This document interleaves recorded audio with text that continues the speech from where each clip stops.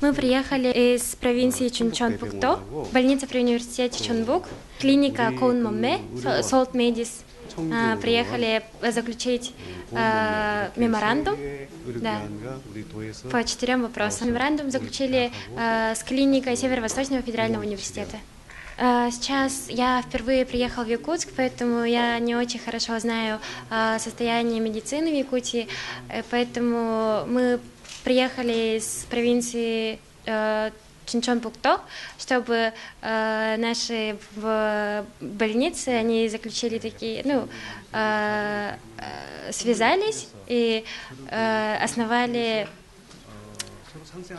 стажировки, обменные программы и так далее. Мы приехали, чтобы медицина Якутии и медицина нашей провинции, они работали вместе. Мы сейчас работаем над тем, чтобы из Кореи приехала делегация и, например, обучила бы якутских врачей, обмен опытом.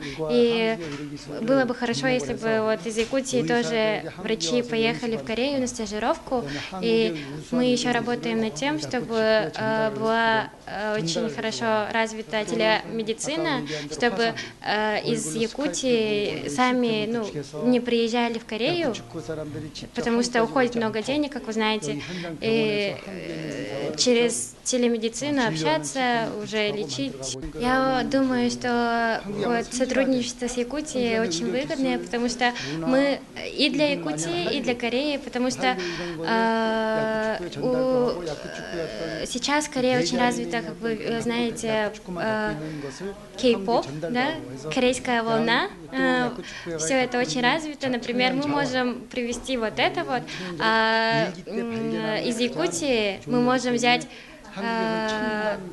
только то, что есть в Якутии, например, вечные холода, вот это вот через, как и говорили, пресс-тур, приготовить и привезти их к себе. И по медицине тоже очень хорошие, перспективы.